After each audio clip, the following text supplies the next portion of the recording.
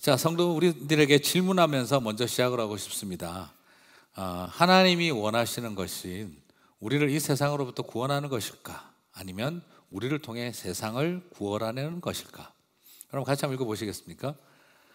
하나님이 원하시는 것은 우리를 이 세상으로부터 구원하는 것일까? 아니면 우리를 통해 세상을 구원하려는 것일까? 살짝 혼동이 올 수 있습니다만 그러나 이것은 굉장히 중요한 질문입니다. 한 번만 더 이야기를 좀 더 듣고 한번 생각해 보시기를 바랍니다.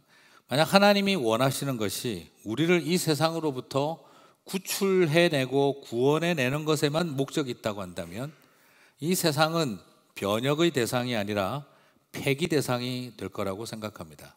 그러면 열심히 사업하는 것도 무의미하고, 열심히 직장생활하는 것도 무의미하고, 열심히 공부하는 것도 뭐 하려고 이 세상으로부터 빠져나오게 해야지 그걸 해야 할 이유가 있겠습니까? 폐기 대상인 세상에서 열심히 공부하고 살아야 할 이유를 발견하기가 어렵습니다. 그렇게 된다면 우리는 세상 속에 있으면 안 됩니다. 하지만 하나님의 목적이 우리를 통해 세상을 구원하는 것이라고 한다면 세상은 폐기의 대상이 아니라 변혁의 대상입니다. 우리는 세상의 변혁을 위한 그리스도인으로서 We are in the world but not of the world. 우리는 세상 속에 있으나 세상의 것이 아닌 삶을 살아야 합니다. 한마디로 우리는 세상이라고 하는 가죽 부대 안에 그것을 모두 다 부풀게 하기 위한 누룩처럼 존재해야 하는 것이죠. 그러면 처음 던졌던 질문으로 다시 돌아가겠습니다. 하나님이 원하시는 것은 우리를 세상으로부터 구원하는 데 목표가 있을까요? 아니면 우리를 통해 이 세상을 구원하는 일에 목적이 있을까요? 저는 이것을 이렇게 정리하고 싶습니다. 하나님은 우리를 이 세상으로부터 구원하는 분이기도 하시지만 우리를 통해 세상을 구원하는 것이 궁극적 목적이다라고 말씀드리고 싶습니다. 우리는 오랫동안 이 세상으로부터 내가 구원받았으면 됐고, 그리고 우리는 오랫동안 이 세상으로부터 사람들을 구출시키기만 하면 된다. 그래서 선교의 개념을 이 세상으로부터 이 망해가고 죽어가고 침몰하는 타이타닉 같은 세상에서 한 사람이라도 더 살리는 것만이 목적이다라고 선교의 개념을 생각해 왔습니다. 하지만 한 걸음 더 나아가야 됩니다. 하나님 우리를 세상으로부터 구원하시는 것도 원하고 계시지만 우리를 통해 하나님께서 만드신 세상을 회복하는 일을, 우리가 하나님 나라를 확장하는 일을 또한 우리가 해야 한다는 것이죠. 그러면 우리의 마음속에 질문이 일어날 수 있습니다. 마지막 날 종말이 다가오는데 우리가 해야 할 일은 세상으로부터 사람들을 구출하는 일을 해야지 세상 구원하고 있을 시간이 어디 있느냐라고 생각을 할 수도 있겠습니다. 만약에 이 세상에 죄악이 관영해야 종말이 온다면 여러분, 우리가 이 썩어가는 세상을 변화시키면 됩니까? 안 됩니까? 본의 아니게 세상을 변화시키면 안 되는 거예요. 주님 빨리 오셔야 되는데 자꾸 우리가 이 세상을 변화시켜버리면 본의 아니게 주님의 재림을 지연시키는 결과를 초래할 수 있습니다. 그럼 우리는 어떻게 해야 될까요? 이 세상이 썩어가도록 내버려 둬야 됩니다. 빛과 소금으로 살 이유가 없습니다. 그리고 우리 그리스도인들도 같이 썩어가도 됩니다. 주님, 제 뜻 아시죠? 저는 그저 주님이 빨리 오시기를 원해서 이 세상이 좀 더 빨리 썩어가도록 도와드렸을 뿐입니다. 그렇게 하면 이게 말이 되는 소리겠습니까? 이게? 자, 이렇게 한다면 이건 기독교적 종말론이 아닌 겁니다. 세상이 단순히 썩어야 종말이 온다? 그럼 우리 세상을 변화시킬 필요가 없어요. 이놈의 세상 그냥 이 꼴 나도록 그냥 내버려 두면 됩니다. 종말이 다가오는데 우리는 그러면 더 종교적으로 열심히 해야 되는 게 아닌가? 우리는 종말이 다가오면 더 신앙적인 일에 열심을 내야 되는 게 아닌가? 세상 일이나 직장 일이나 뭐 공부나 이런 것은 관심 끄고 더욱 열심히 신앙생활에, 종교생활에만 매진하면 되는 게 아닐까? 그래서 우리도 신앙촌 같은 거 만들고 전 재산 교회에 갖다 바치면서 종말을 대비하는 삶을 살아야 하지 않겠는가? 성경은 절대 그렇게 가르치지 않습니다. 신약시대 때 특별히 이 데살로니가 교회에 이 종말론에 대한 광풍이 불었습니다. 주님이 곧 올 거라고 사람들은 굉장히 열망하고 기다렸습니다. 데살로니가서는 계시록만큼이나 종말론을 배우고 가르친 그런 중요한 성경인데요. 그러면 종말에 그렇게 광풍이 불었던 데살로니가 성도들에게 바울은 뭘 가르치고 싶어 하셨던 걸까요? 모든 것들 다 내려놓고 종교적인 활동에 전적으로 매진해라. 온 동네 다니면서 회개하라고 소리치고 외쳐라. 재산 벌고 이런 거 다 필요 없으니 다 끌어모아서 하나님 앞에 갖다 바치고 다가올 종말을 대비하라고 가르쳤을까요? 전혀 그렇게 가르치지 않았습니다. 오히려 성실하고 조용히 일상의 비즈니스에 최선을 다하라고 강조하고 있습니다. 여기서 비즈니스는 꼭 사업체만을 말하는 게 아닙니다. 내가 회사에서 하는 일도 비즈니스입니다. 그 모든 일들에게 최선을 다하라고 가르치고 있습니다. 자, 먼저 11절부터 한번 보실까요? 같이 읽어보도록 하겠습니다.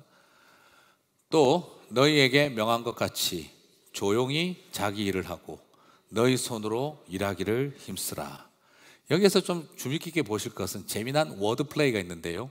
조용히 힘쓰라예요. 근데 이 힘쓴다는 표현이 원어적인 의미는 열정적으로 야망하라, 열망하라는 뜻입니다. 그래서 조용히 열망하라. 이게 말이 좀 굉장히 워드 플레이 같아요. 어떻게 열망하는데 조용합니까? 조용한데 어떻게 열망합니까? 이게 마치 뭐하고 비슷합니까? 바보 같은 천재가 되라, 똑똑한 바보가 되라, 이런 말같이 들릴 정도죠. 영어로 표현 옮긴다면 be ambitious to be quiet. 조용하기 위하여 조용하기를 열망하라, 야망을 가져라는 거예요. Be ambitious to be quiet. 이게 무슨 뜻을 말하는 걸까요? 조용히 자기 일을 하라. 조용히 자기 일을 하라는 말, 여기서 자기 일은 대부분의 영어 성경들이 your business라고 번역을 하고 있습니다. 조용히 자기의 일을 하라. 너에게 이 자기 일이라고 하는 것은 너에게 속한 것, 사적인 것, 자신에게 맡겨진 사유재산, 소유재산, 나에게 맡겨진 비즈니스, 나에게 맡겨진 땅, 나에게 맡겨진 job description, 일에 대한 겁니다. 한마디로 말해서 소유주라고 하면 자신이 책임져야 할 기업과 땅에 대한 것을 말하는 거고, 피고용인이라면 내가 맡은 직책과 내가 해야 할 역할과 그리고 내가 해야 할 직무를 말하는 것입니다. 그냥 지금 하고 있는 말은 뭐냐면 자기에게 주어져 있는 비즈니스를, 잡 디스크립션을 조용히 하라는 거예요. 열심히 하라는 거예요. 그리고 두 번째로는 너희 손으로 일하기를 힘쓰라 라고 되어 있는데요, 여기서 너희 손으로 일하기를 힘쓰라 하는 말은 이 힘쓰라는 말이 열망하라는 말이라고 제가 말씀을 드렸죠. 네 손으로 땀 흘리고 수고하고 일하는 일을 강력하게 갈망하라는 거예요. 몸을 쓰고 땀을 흘리고 손에 흙 묻히고 그렇게 열심히 일하는 것을 기뻐하라는 것입니다. 이유는 뭘까요? 왜 이런 이야기를 사도 바울이 했는가? 데살로니가 교회에 종말에 대한 광풍이 불었습니다. 그러다 보니까 종말에 대한 광신적 태도도 나타나게 되어졌습니다. 심취하면 어떤 일이 일어나겠습니까? 직장이고 일이고 뭐고 비즈니스고 공부고 다 쓸모없고 필요 없는 일이다. 다 때려치우고 마지막 주님 오신 날을 대비하자, 이런 분위기로 돌아가 버린 거죠. 종교적 열망이 넘칩니다. 교회에 모여서 뜨겁게 찬양하고 뜨겁게 기도하고 산기도 올라가는 사람들이 한둘이 아닙니다. 그러다 보니 노동을 천시하고 지금 비즈니스하고 세상에서 공부하고 이거 다 쓸데없는 짓이라고 생각하게 된 거죠. 광신이 일어난 겁니다. 더더구나 영지주의자들의 영향을 받아서 육체 노동을 천시하는 경향까지 생겼습니다. 이런 것에 대해서 지금 바울이 도전하고 있는 거예요. 조용히 자기 일을 하라.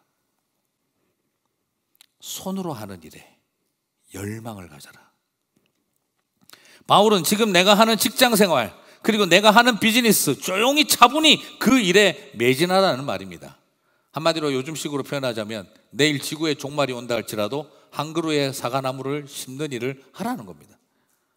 산 위에 올라가서 더 뜨겁게 되고 더 찬양하고 더 뜨겁게 기도하고 더 뜨겁게 종교적으로 변화라는 것이 아니라 너희 손으로 노동하기를 뜨겁게 열망하라는 것입니다.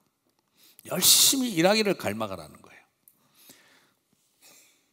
막 교회에서 떠들지 말고 일터에 가서 조용히 하고 종말에 대한 광신에 빠지지 말고 내 손으로 땀 흘리고 일하는 일에 열정을 가지라는 거죠. 굉장히 역설적인 사도 바울의 워드플레이가 여기에 담겨 있습니다. 사도 바울은 보여주고 있습니다. 종말을 기다리는 사람은 가장 종교적인 사람들이 아니라 가장 일상에서 조용하게 노동하는 일을 열망하는 사람이라는 거예요. 종말을 기다리는 사람은 종교적인 시설에서 가장 종교적인 열정을 보이는 사람들만이 아니라 내 일상에서 조용히 하나님의 일을 향해 자기 일을 위해 땀 흘리고 열심히 살아가는 일을 갈망하는 사람들이라는 거죠. 저는 이 바울의 역설적 도전이 굉장히 중요하다고 생각해 봅니다. 그리고 두 번째로 이 11절을 말한 이유를 12절에서 말하고 있는데요, 같이 한번 읽어보도록 하겠습니다. 이는 외인에 대하여 단정히 행하고 또한 아무 궁핍함이 없게 하려 함이라.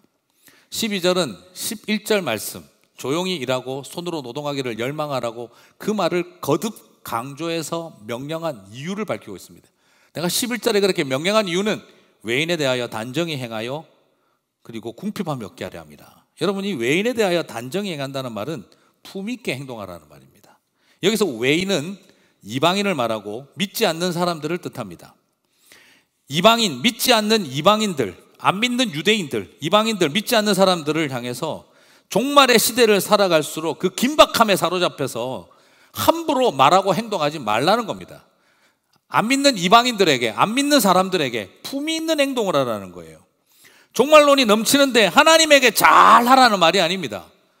종말론이 마지막 때가 다가올수록 하나님에게 더 열정적으로 되는 것이 아니라 사람에게 품위 있게 행동하라는 거예요. 그리고 또 중요한 것은 뭡니까? 종말이 다가오면 사람들 안에 무례함이 일어납니다. 니네들 다 죽었어, 이제.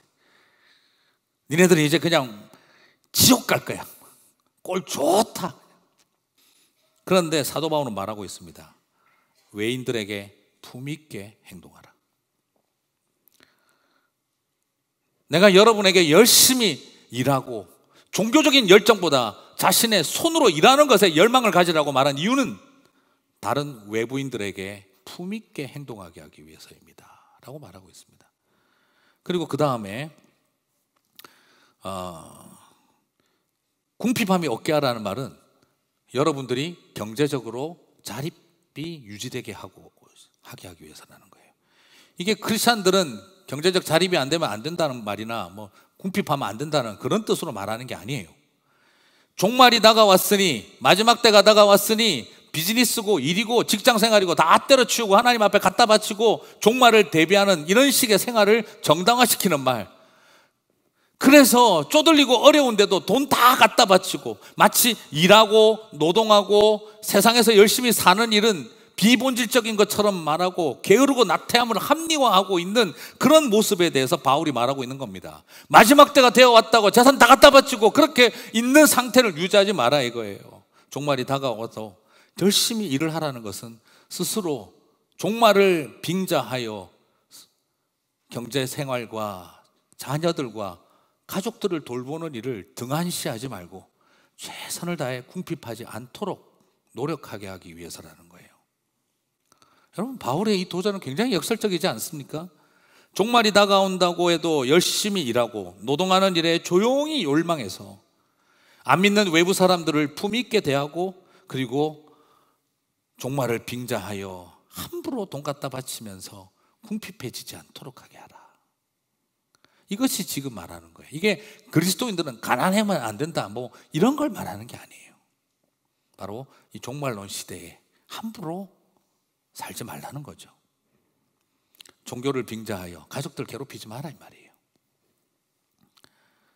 저는 이 말씀이 사도 바울이 가지고 있는 균형이라고 생각을 해봅니다. 내일 지구에 종말이 온다고 해도 한 그루의 사과나무를 심으라는 말입니다. 안 믿는 사람들과 이방인들을 향해서 품위 있게 대하고 그리고 경제적으로 궁핍하지 않도록 함부로 가르치지 않고 온전하게 살아가라고 도전하고 있는 것이죠. 저는 이걸 보면서 바울은 어떻게 이런 다른 개념을 가지게 되었을까 참 궁금했습니다. 바로 그것은 바울이 성경적인 노동의 개념을 잘 이해하고 있었기 때문입니다. 하나님이 먼저 손으로 일하시는 것을 보여주시고 난 다음 인간이 손으로 일하는 것이 마땅하다라고 하셨습니다. 여기서 우리가 아까 봤던 땅을 간다 할 때 그 간다는 표현이 히브리어로 아바드입니다. 이제 우리 교회 성도님들이 이거 외우고 계시기 바랍니다. 아바드. 예. 그런데 이 아바드는 어디에서 쓰이느냐? 아유, 저거는 땅 가는 일, 노가다 하는 데 쓰는 건가 보다, 이렇게 생각하시면 안 됩니다. 이 아바드는 레위 사람들이 성전에서 제사장을 도와 제사를 섬겼다 할 때 섬겼다가 아바드입니다. 레위인들이 성전에서 예배 인도하고 찬양 인도하고 하는 일들을 아바드라고 봤다는 거죠. 온 이스라엘 사람들이 성전에 가서 하나님을 예배했다, 아바드입니다. 예배한다가 아바드입니다. 무엇을 뜻합니까? 우리에게 있어서 노동한다는 것과 예배한다는 것, 소위 말해서 거룩한 것과 속된 것, 분리되지 않는다는 겁니다. 성과 속이 분리되지 않는다는 거예요. 그래서 예수님께서도 말씀하시지 않습니까? 아버지께서 일하시니 나도 일한다. 여기에서 일한다는 표현이 바로 뭐냐 그러면, 오늘 사도 바울이 말한 너희 손으로 일하기를 힘쓰라, 열망하라 할 때, 손으로 일하기를 할 때 그 일한다는 말과 똑같은 동사를 예수님은 사용하셨습니다. 아버지가 일하시니 나도 일한다. 아버지께서 사람들을 구원하고 회복하고 살리는 영적인 일을 하는 것도 손으로 하는 노동의 단어와 같은 단어를 사도 바울이, 예수님도 사용하셨고, 그리고 사도 바울도 그 일을 단어를 같이 사용하고 있습니다. 이게 바로 오늘 읽은 너희 손으로 일하기를 하는 것과 같은 표현입니다. 아담이 땅을 간다는 말이나 제사장이 예배를 인도한다는 말이나 온 이스라엘이 예배를 드렸다는 말이나 이게 다 같은 단어입니다. 그래서 우리가 계속 지향해 왔던 삶이 예배가 되고 예배가 삶이 된다는 것이 바로 이 아바드에 기초한 개념이라는 것이죠. 그러므로 우리는 열심히 일터에서 일하는 것이 하나님 앞에 예배하는 것이고, 하나님 앞에 예배하는 것이 바로 열심히 일하는 것과 같은 것입니다. 그러므로 우리는 세상의 일터에 가서 우리는 거기에서 일하는 것을 예배처럼 하는 것이고, 그리고 교회에 와서 하나님 앞에 또 예배하는 것, 그게 분리되지 않는다는 거예요. 근데 자꾸 크리스찬들은 일터에 가서 예배를 드리려고 하고 일을 잘 안 하면 안 됩니다. 교회 와가지고는 예배는 안 드리고 일만 하고 가도 안 됩니다. 항상 문제가, 일이 안 되는 사람은 교회 와서는 일하고 회사 가서는 예배를 드린다는 거죠. 일은 제대로 안 하면서 늘 가서 그냥 예배만 드리자고 그러고 하고 있고, 또 교회 와가지고는 예배는 또 제대로 안 드리면서 맨날 일만 또 한다고 하는 분들이 있습니다. 이게 극단인 겁니다. 예배가 일이 되고 일이 예배가 돼야 되는 거죠. 오늘 우리의 마음속에서 가장 중요한 것은 바로 하나님 앞에 우리가 그렇게 만인 제사장으로 부름받았다는 걸 정립하는 것입니다. 저는 우리가 종교개혁에서 굉장히 중요한 정신 중에 하나가 이 만인 제사장론인데, 이걸 좀 다시 생각을 했으면 좋겠어요. 중세시대에 종교가 권력화되면서 사제들의 타락이 극에 달했을 때 종교개혁가들은 만인 제사장론으로 변혁을 시도를 했습니다. 그래서 개인적으로 저는 이 점은 매우 동일하게 좋게 생각을 하고 있고, 그 변화는 계속되어야 한다고 생각을 하고 있습니다. 하지만 만인 제사장론이 가지고 있는 굉장히 넓은 의미가 있는데, 좁은 의미밖에 지금 적용이, 그것도 제대로 안 되지만 좁은 의미밖에 없어요. 뭐냐 그러면, 만인 제사장론의 가장 아쉬운 점은 교회 안에서, 이 교회라고 하는 생태계 안에서 사제와 평신도가 결정권에 대한 권한을 누가 더 가지냐는 수준에서만 이게 끝나버렸다는 거예요. 과거에는 사제들이 하나님의 뜻을 대신해서 모든 의사 결정권을 가지고 평신도들에게는 순종만 요구했는데, 이 만인 제사장론이라는 담론을 들어와서 아니다, 사제들이 독점할 수 없다, 우리는 교회에서 민주주의적 절차 과정을 배우는 것이 가장 중요하고, 목회자와 그리고 성도들이 함께 의견을 모아서 하나님의 뜻을 찾아가는 열린 마음이 중요하다. 이건 굉장히 중요한 것인데, 너무 이것만이 마치 만인 제사장론의 전부인 것처럼 좁게 생각해 왔다는 거예요. 물론 지난 500년 종교개혁이 진행되어 왔지만 이거라도 제대로 됐나? 물론 그것도 제대로 안 됐습니다. 오히려 지금 우리들의 모습은 여전히 두 가지가 다 있습니다. 여전히 사제들이 하던 일을 목회자들이 대신하여 하나님의 뜻을 다 자기가 독점할 수 있다는 착각을 하고 여전히 사제 권력화가 계속되고 있는 교회들도 있고, 이젠 또 반대로 평신도들이 하나님의 뜻을 목사로부터 뺏어와서 우리가 다 결정하자라고 하는 또 다른 평신도의 권력화 현상이 일어나기도 합니다. 그렇기 때문에 여전히 양극단의 패단이 존재하는 위험성도 있습니다. 그래서 만인 제사장론이 마치 사제들이 독점하던 종교 권력화 현상을 이제는 만인이 종교 권력을 가질 수 있는 것처럼 하는 단계로 지나치게 과도하게 흐르는 점도 있습니다. 제가 좀 안타깝게 생각하는 것은 이 만인 제사장론은 교회 내의 의사결정 구조를 누구에게 더 힘이 실리느냐를 말하는데 만인 제사장론의 본질이 아니에요. 오히려 만인 제사장에서 강조하고 싶었던 것은 성과 속을 구별하지 말고 성직이라고 하는 개념을 종교의 범주와 교회라고 하는 생태계 안에서만 생각하지 말고 우리의 일상과 삶의 자리에서 종사하는 모든 직업들을 세속 직업이 아니라 성직으로 확장하자는 것이죠. 그래서 우리의 모든 삶의 자리에서 내가 대장장이든 내가 음식점을 하든 내가 직장인이든 내가 학생이든 나는 거기에서 제사장과 같은 마음을 가지고 그곳에서 하나님 앞에 교회가 되어지고 예배자가 되는 삶을 살아가는 일. 그래서 종교개혁의 가장 중요한 정신, 오직 모든 것에서 하나님께 영광, 교회 안에서만 하나님께 영광이 아니라 비즈니스맨이든 직장인이든 모든 사람들이 자신의 삶의 자리에서 하나님께 영광을 돌리는 그것이 바로 만인 제사장설의 가장 중요한 개념입니다. 그건 없어져 버리고 그냥 교회 생태계 안에서 목사님만 제사장입니까? 나도 제사장인데 이게 아니라는 거예요. 어디 평신도들이 목사들한테 이래라 저래라 이러면서 계속 싸우고 있는 모양이, 이건 아직까지 제사장, 만인 제사장론이 다 잃어버린 거예요. 오히려 우리의 삶의 자리는 어떻게 더 제사장적 직분으로 내 일터와 가정을 바라보게 할까?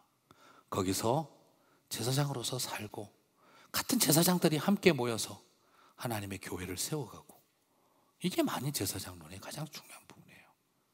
그래서 저는 요즘 차라리 선교적 제자도라는 말을 더 써야 되겠다 하는 생각이 들 정도입니다. 내 삶에 있는 이야기 자체가, 그게 바로 이미 선교적 동력을 가지고 살아야 한다는 이 선교적 제도입니다. 우리는 사람만 구출해내는 게 아니라 우리는 세상을 구원하는 게 목적이라는 것이죠. 이번에 오선희 목사님을 모시고 일터학교를 이제 시작을 합니다.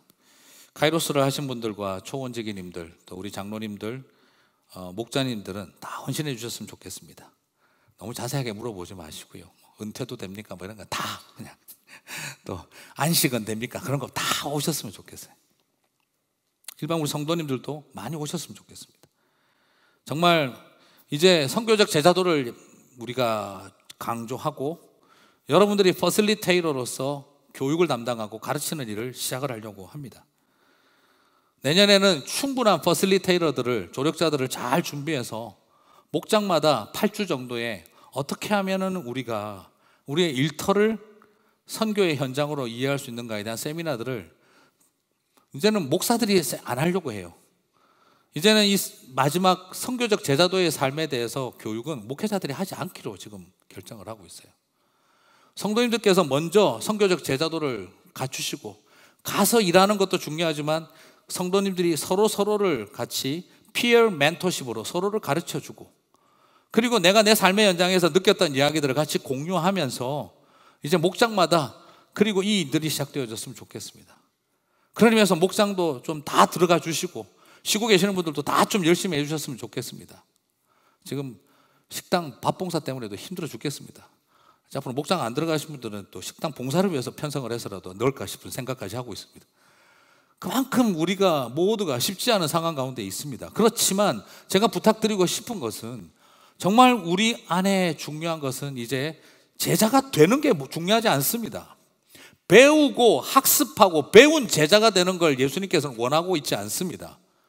제자가 된다는 것은 제자를 삼을 때 제자가 되는 것입니다. 내가 얼마나 배웠느냐가 중요한 게 아니라 내가 제자를 만들었느냐가 중요한 것입니다. 제자가 한 명도 없이 제자라고 말하는 것은 있을 수가 없는 이야기입니다. 정말 나는 우리 교회에서 내가 신앙의 인격과 내가 가지고 있는 신앙의 지식과 그리고 이 많은 것들을 통해 제자로 낳은 사람들이 있는가? 내 삶의 현장에서 나는 제자로 낳은 사람들이 있는가라는 질문을 던지면서 나는 평생을 제자가 되기 위하여 훈련만 받는 것이 아니라 나는 어떻게 하면 제자를 삼기 위하여 훈련을 받을 것인가를 생각해야 한다는 것입니다. 우리 안에 일어나야 할 스스로 내가 가진 신앙을 가르치고 내가 가진 신앙을 전수하고 그리고 내가 가진 신앙으로 다른 사람들을 멘토링하고 그분들을 인커리징하는 일 없이 교회에서 존재해서는 안 된다는 겁니다. 그런 경험들이 우리가 함께 쌓여가고 그러면서 파송이 되지 않겠습니까? 그래야 나가지 않겠습니까? 오늘 그런 마음으로 우리는 사람들을 파송하고 훈련시키고 하는 우리의 삶의 연장을 향해 나가고, 그래서 그걸 배워서 내가 일하고 있는 곳에 있는 수완밑에 있는 다른 사장님들 같이 한 5명 모아가지고 거기서 일하고 있는 종업원들 모아가지고 그리스도인으로서 일터를 어떻게 이해할 것인가 8주 교육도 같이 하고, 교회에서만 소그룹 하지 말고 밖에 나가서도 소그룹 하고, 그렇게 해나가는 일들이 시작되어졌으면 좋겠다 싶습니다. 여러분 많은 참여 부탁드립니다. 말씀을 맺겠습니다. 종말에 대한 두려움과 기대가 광적으로 휩쓸고 지나간 데살로니가 교회를 향해 사도 바울은 말했습니다. 조용히 열망하라. 자기 맡은 일, 손으로 노동하는 일, 최선을 다하라. 안 믿는 사람들에게 품위 있게 행동하라. 종말 운운하며 자립생활 내팽개치지 말고 살아가는 가족들 돌보고 최선을 다해 일하라. 마지막 때를 앞두고 있는 시대, 종말론의 광풍이 부는 데살로니가 교회를 향해 사도 바울이 던진 이 조용한 열망은 굉장한 도전입니다. 저는 여러분들에게 이 이야기를 마치고 싶습니다. 내일 만약 주님께서 다시 오시는 그날이라고 한다면, 내일이 주님 오시는 마지막 날이라고 한다면, 그럼 저는 여러분들에게 이렇게 말하고 싶습니다. 교회 오지 마세요. 내일이 주님 오실 마지막 날이라고 한다면 교회 오지 마십시오. 저도 신방 갈 겁니다. 마지막 한 번 더 가서 돌아봐야 할 분들 신방 가겠습니다. 그리고 저녁 때 이 땅에서 마지막 하는 식사 가족들과 함께 앉아서 같이 맛있게 밥 먹고 주님 오실 날을 준비하고 싶습니다. 여러분들에게도 부탁드리고 싶습니다. 내일 주님이 오신다면 교회 모이지 마시고 일터로 가시기 바랍니다. 그리고 같이 일했던 사람들에게 그동안 수고 많았고 고마웠다고 격려해 주십시오. 그리고 아이들과 이 땅에서 자녀들과 마지막 맛있는 식사 멋지게 하시기를 바랍니다. 지금 바울이 주고 있는 도전이 바로 그것입니다. 그렇게 살아내고 그렇게 살아가시는 저와 여러분이 되셔서 일터가 내가 돈 벌기 위해서 가는 곳이 아니라 일터가 하나님께서 나를 보내신 곳이 되기를 축복합니다. 그곳에서 교회가 되시기를 주님의 이름으로 축복합니다.